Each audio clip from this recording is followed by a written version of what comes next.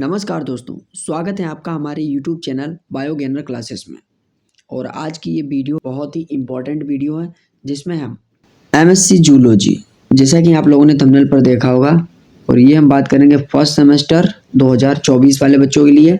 और यहाँ पर हम डिस्कस करने वाले हैं पेपर सेकेंड एनिमल फिजियोलॉजी, और इसके हम इम्पोर्टेंट लॉन्ग क्वेश्चंस की वीडियो बनाई है। और आप लोगों ने, उम्मीद है कि जो मैंने शॉर्ट आंसर्स की वीडियो बनाई थी वो आप लोगों ने पूरी देख ली होगी। अगर जिन बच्चों ने नहीं देखी है तो इस वीडियो के नीचे डिस्क्रिप्शन में लिंक दे दूंगा, वो वीडियो जरूर देखिए। तो वहाँ से आपके शॉर्ट आंसर तैयार हो जाएंगे और इस वीडियो से आपके लॉन्ग क्वेश्चन के आंसर्स तैयार हो जाएंगे। और मैं क्षमा मांगना चाहूँगा क्योंकि मैंने वीडियो कंटिन्यू नहीं कर पाई है, और अब आप लोगों के पास काफ़ी समय भी है, 1 महीना पूरा है। एग्ज़ाम है आपके 4 जनवरी को 2025 में आपके पहुंच चुके हैं एग्ज़ाम। मैंने एग्ज़ाम की जो डेट थी वो भी वीडियो बना दी है, आपकी जो स्कीम की वीडियो थी बना दी थी। अगर आप लोगों को अभी तक नहीं पता है कि आपके एग्ज़ाम कब है, MJPRU university, particular MJPRU university Bareilly के लिए बोल रहा हूँ, ओके। फिर बाद में कमेंट मत करना कि सर फलानी यूनिवर्सिटी का सिलेबस, फलानी यूनिवर्सिटी के एग्ज़ाम कब है। तो आप लोग अपना देखिए, क्योंकि मैं तो एक ही को पढ़ा पाऊँगा, ओके। चलिए हम अपना क्वेश्चन स्टार्ट करते हैं। तो यहाँ पर आप लोग देख ही चुके हो MSc जूलॉजी, और हम बात कर रहे हैं फर्स्ट सेमेस्टर 2024, और ये आपका है पेपर सेकेंड एनिमल फिजियोलॉजी, और एग्ज़ाम है आपका 2025 में, ओके। और यहाँ पर हम देखने वाले हैं ऑल इम्पोर्टेंट लॉन्ग क्वेश्चंस के आंसर्स, ओके। तो यहाँ पर आप लोग देखिए, ये है आपका लॉन्ग आंसर 1।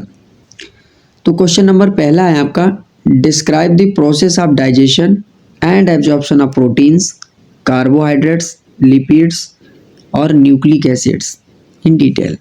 तो ये जो क्वेश्चन है आपका, ये देखा जाए तो बहुत इंपॉर्टेंट है।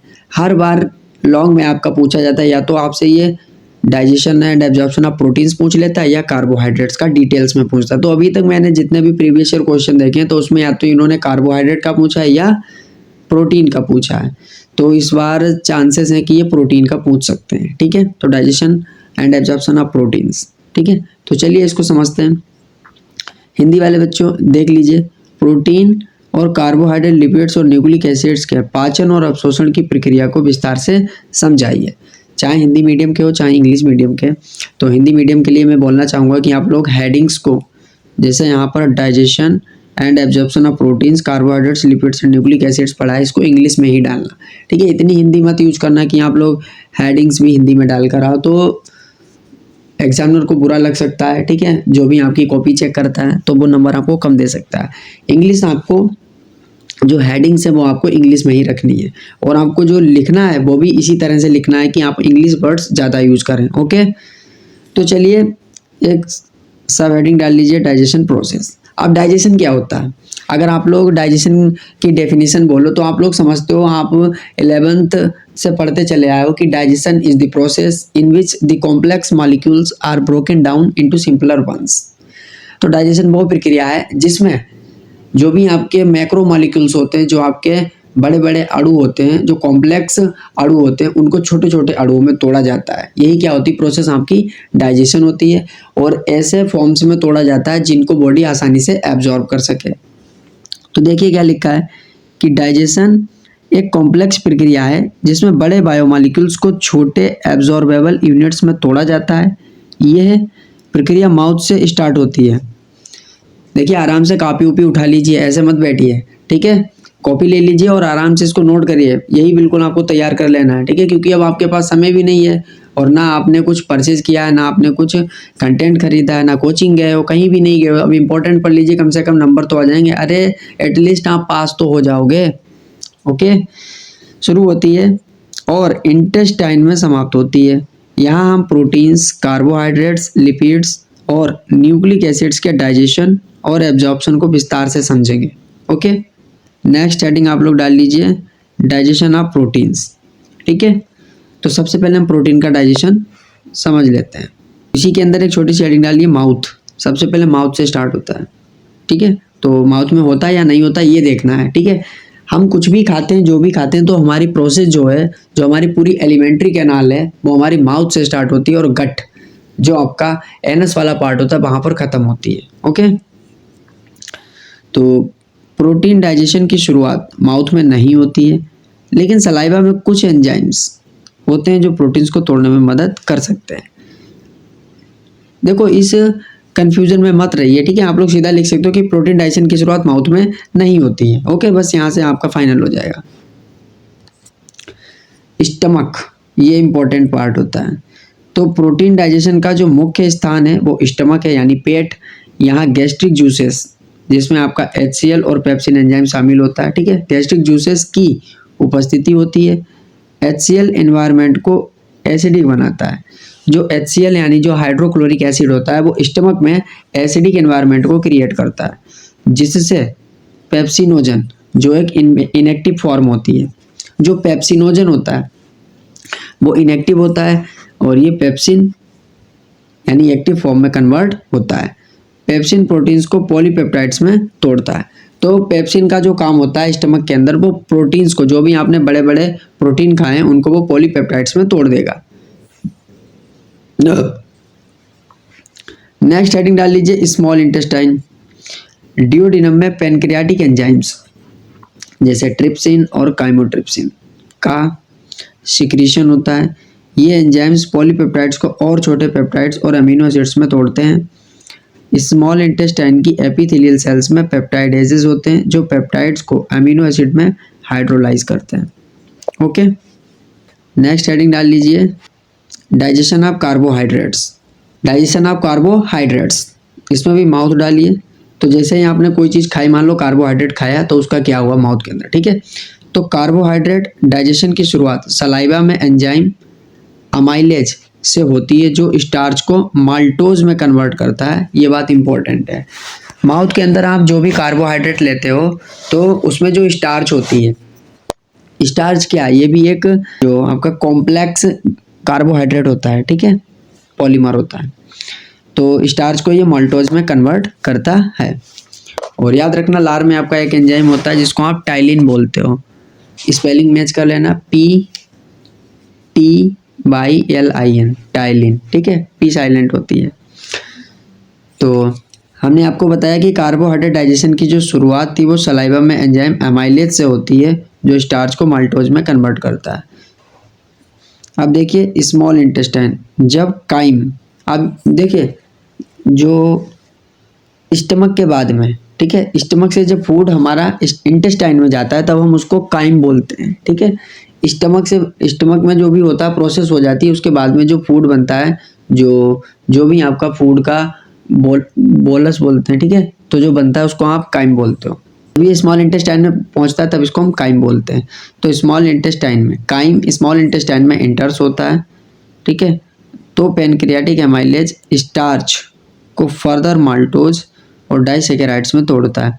इसके बाद इंटेस्टाइनल एंजाइम्स जैसे माल्टेज, सुक्रेज और लैक्टेज डाइसैकेराइड्स को मोनोसैकेराइड्स जैसे ग्लूकोज, फ्रक्टोज और गैलेक्टोज में कन्वर्ट करते हैं। ओके, चलिए अभी एक इम्पोर्टेंट बात आप लोगों से कहना चाहता हूँ। जो लोग कैपेबल हैं तो वो लोग क्या कर सकते हैं कि इन नोट्स को परचेज कर सकते हैं। ये आप लोग देख सकते हो, इस तरह से हमारी PDFs हैं।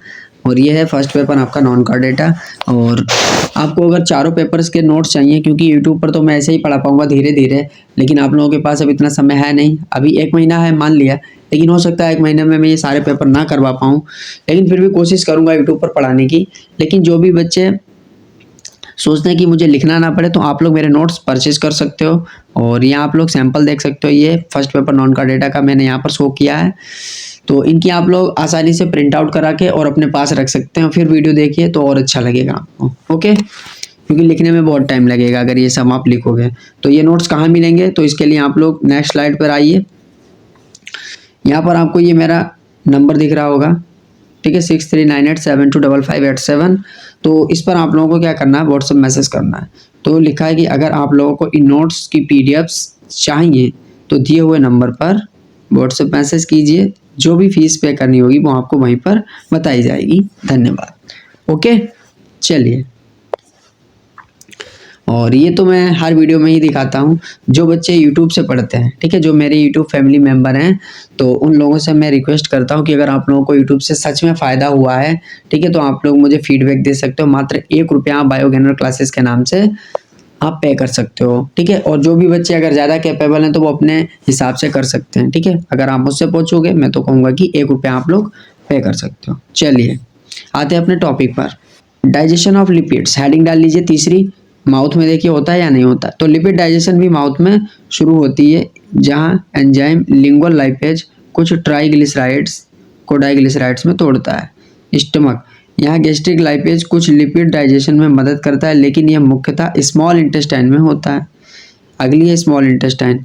डिओडिनम में बाइल सॉल्ट्स के इमल्सीफाइंग एक्शन से फैट्स छोटे फैट ड्रॉपलेट्स में टूट जाते हैं। इसके बाद पेनक्रियाटिक लाइपेज ट्राइग्लिसराइड को फैटी एसिड्स और ग्लिसरॉल में तोड़ता है।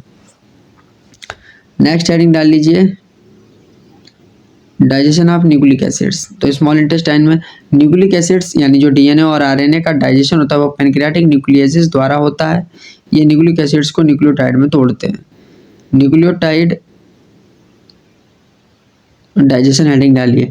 न्यूक्लियोटाइड्स को न्यूक्लियोटाइडेजेस द्वारा न्यूक्लियोसाइड्स और फॉस्फेट ग्रुप्स में तोड़ा जाता है। फिर न्यूक्लियोसाइड्स को न्यूक्लियोसाइडेजेस द्वारा नाइट्रोजनस बेसेस और पेंटोज शुगर्स में तोड़ा जाता है। अब हम देख लेते हैं इसकी एब्जॉर्प्शन प्रोसेस, ठीक है। तो डाइजेशन के बाद न्यूट्रिएंट एब्जॉर्प्शन स्मॉल इंटेस्टाइन्स में होता है, जो मुख्यतः एब्जॉर्प्शन साइट है। तो पहला हम देखेंगे कि प्रोटीन्स क्या क्या होता है। अमीनो एसिड्स को एंटेरोसाइट्स में सोडियम डिपेंडेंट ट्रांसपोर्टर्स द्वारा एब्जॉर्ब किया जाता है और फिर ब्लड स्ट्रीम में रिलीज किया जाता है। सेकेंड देखिए कार्बोहाइड्रेट का। मोनोसेकेराइड्स जैसे ग्लूकोज, सोडियम ग्लूकोज को ट्रांसपोर्टर्स द्वारा एब्जॉर्ब होते हैं जो ब्लड स्ट्रीम में प्रवेश करते हैं। तीसरा है लिपिड्स। फैटी एसिड्स और मोनोग्लिसराइड्स डिफ्यूजन के द्वारा एंटेरोसाइट्स में एब्जॉर्ब होते हैं। अंदर ये ट्राइग्लिसराइड्स में रीअसेंबल होते हैं, काइलोमाइक्रॉन्स के रूप में लिम्फेटिक सिस्टम में रिलीज होते हैं। फोर्थ है न्यूक्लिक एसिड्स। नाइट्रोजनस बेसेस और शुगर्स को एक्टिव ट्रांसपोर्ट के द्वारा एब्जॉर्ब किया जाता है, ब्लड स्ट्रीम में रिलीज किया जाता है। और ये आपको एक डायग्राम इसमें बना देना है, ठीक है। क्या है फिगर, ह्यूमन डाइजेस्टिव सिस्टम। तो इस तरह से जो है आप लोगों इसका डायग्राम अगर आप बना दोगे तो आपको नंबर पूरे मिलेंगे, ओके। तो यहाँ पर आप ये देख रहे हो माउथ है, ये जीभ है, टंग, ठीक है। ये ईसोफेगस है, नली जो आपको दिख रही है ये वाली, और ये लीवर है, गाल ब्लैडर, ठीक है। Small intestine, duodenum, jejunum, ileum, anus, ठीक है, एनल कैनाल, और भी आप बहुत चीज़ें हैं आप लोग अपनी देख सकते हो। इस तरह से आप लोग एक डायग्राम बना दोगे तो आपको कोई दिक्कत नहीं होगी। चलिए मैं इस इंक को इरेज कर देता हूँ जिससे आप लोग एक साफ सुथरा डायग्राम आप लोगों को दिखाई दे, ओके। वीडियो काफ़ी लंबी हो रही है तो इसमें मैं क्या करूँगा, केवल 2 क्वेश्चंस के ही आंसर इसमें दूंगा, नहीं तो मैं अपलोड नहीं कर पाऊँगा, काफ़ी लंबी हो जाती है। चलिए कंक्लूजन देख लेते हैं। कंक्लूजन, डाइजेशन और एब्जॉर्प्शन की प्रक्रिया महत्वपूर्ण है क्योंकि यह न्यूट्रिएंट्स को हमारे शरीर में एनर्जी और सेल ग्रोथ के लिए आवश्यक बनाती है। प्रोटीन्स, कार्बोहाइड्रेट्स, लिपिड्स और न्यूक्लिक एसिड्स का डाइजेशन और एब्जॉर्प्शन एक कोऑर्डिनेटेड प्रोसेस है जो एंजाइमेटिक एक्शंस और एपिथेलियल सेल ट्रांसपोर्ट सिस्टम्स पर निर्भर करता है। सही डाइजेशन और एब्जॉर्प्शन शरीर के स्वास्थ्य और पोषण के लिए अत्यंत महत्वपूर्ण है, ओके। चलिए नेक्स्ट क्वेश्चन है आपका, लॉन्ग आंसर देख रहे हैं दूसरा, ठीक है। तो क्या लिखा है कि explain the mechanism of gaseous exchange in terrestrial and aquatic animals. स्थलीय और जलीय जंतुओं में गैसीय आदान प्रदान की प्रक्रिया को समझाइए। चलिए तो आप लोग एक हेडिंग डाल सकते हो कि mechanism of gaseous exchange in terrestrial and aquatic animals. जो स्थल पर रहते हैं, जो जमीन पर रहते हैं उनमें देखनी, और जो पानी में रहते हैं उन जीवों में हमें गैसियस एक्सचेंज की मैकेनिज्म देखनी है। तो हेडिंग डाल लीजिए छोटी सी, गैसियस एक्सचेंज यानी गैसों का आदान प्रदान एक महत्वपूर्ण फिजियोलॉजिकल प्रोसेस है जिसमें ऑक्सीजन का अपटेक और कार्बन डाइऑक्साइड का रिमूवल होता है। यह प्रक्रिया टेरेस्ट्रियल यानी भूमि पर रहने वाले और एक्वाटिक जल में रहने वाले एनिमल्स में विभिन्न तरीकों से होती है। तो पहली हेडिंग आप लोग स्क्रीन पर देखी हुई डाल सकते हो, gaseous exchange in terrestrial animals.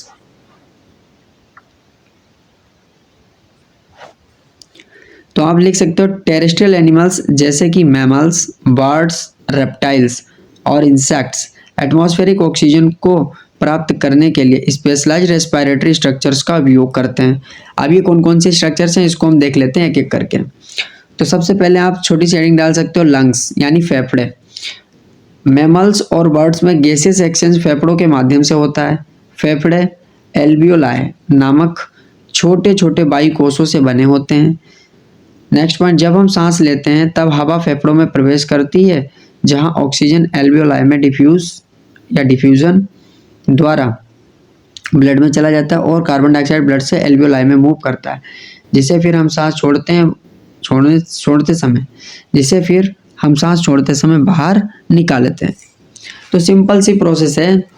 Lungs क्या करता है कि जो भी एटमॉस्फेरिक में ऑक्सीजन प्रेजेंट है उसको अंदर लेता है और एल्वियोलाई में चली जाती है जो वायु कोश होता है, फिर वहां से ये कार्बन डाइऑक्साइड को बाहर निकाल देता है। तो ये प्रोसेस होती है।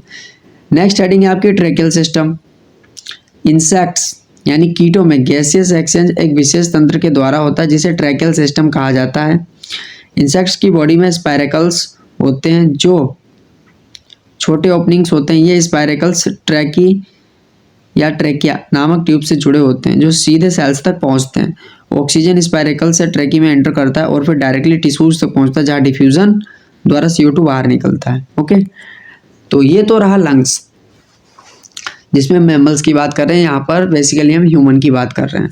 तो आप लोग ये देख सकते हो नेजल कैविटी है, ये प्लूरल कैविटी है, इंटरकोस्टल मसल्स हैं, रिब्स हैं, डायफ्राम है, ये ट्रैकिया है, ये लंग है। ट्रैकिया को हम विंड पाइप भी बोलते हैं, ठीक है। ये ब्रोंकस है, ब्रोंक्यूल, ये होती है एल्वियोलाई, ठीक है। इस स्ट्रक्चर की हमने बात करी थी एल्वियोलाई की। ओके, तो इसका मैं क्या करता हूँ, इंक हटा देता हूँ और आप लोग क्या करना है इस डायग्राम को आप बना सकते हो। चलिए स्क्रीनशॉट ले लिया।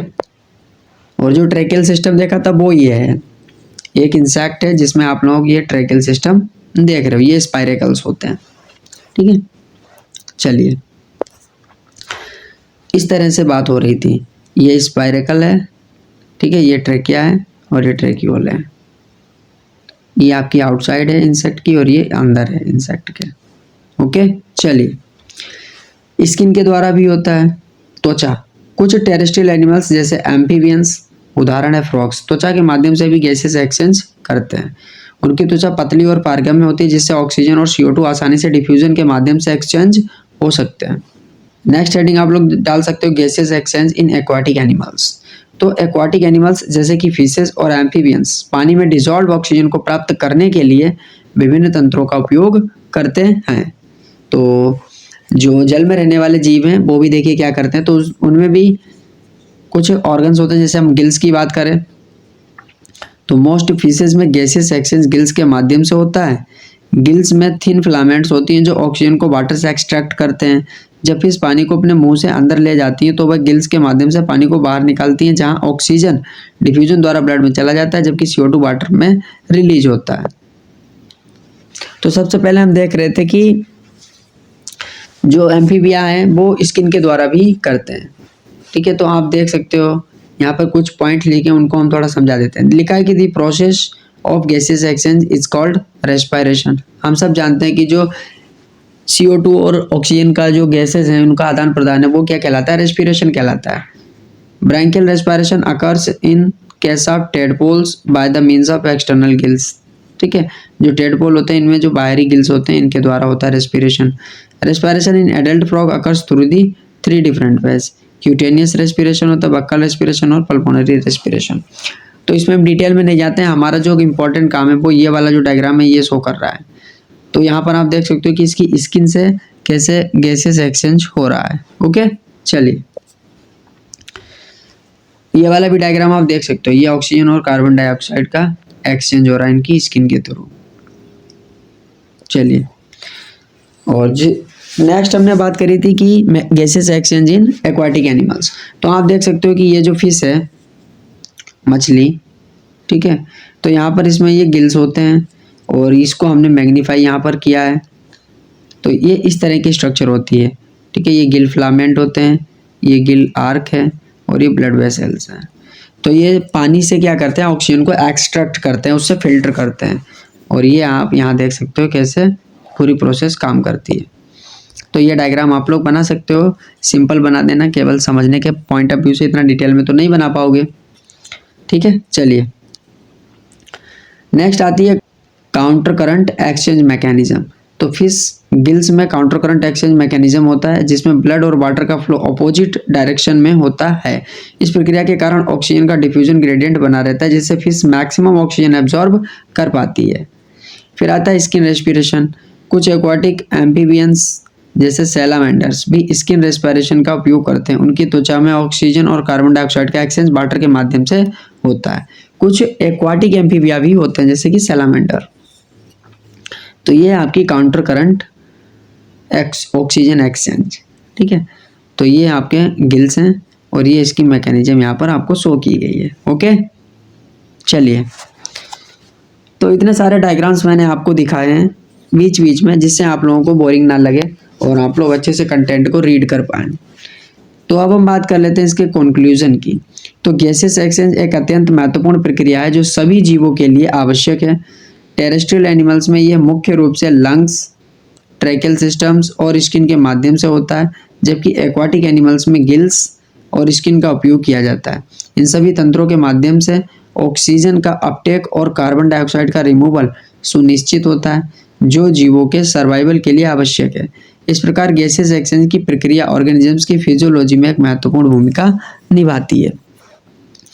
तो इस तरह से हमने पूरे दोनों क्वेश्चंस कंप्लीट कर लिए हैं और आप लोगों को अच्छे से समझ में भी आएंगे और उम्मीद है कि आप लोगों ने कॉपी में अच्छे से नोट किया होगा। तो चलिए नेक्स्ट, क्योंकि ये पार्ट बड़ा हो रहा था, अब नेक्स्ट पार्ट 2 में हम इसके बाकी के क्वेश्चंस देखेंगे।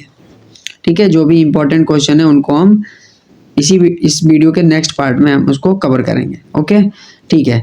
तो उम्मीद है कि आप लोगों ने वीडियो को पूरा देखा होगा और आप लोग हमारी वीडियो को यहाँ लास्ट तक देख रहे हो।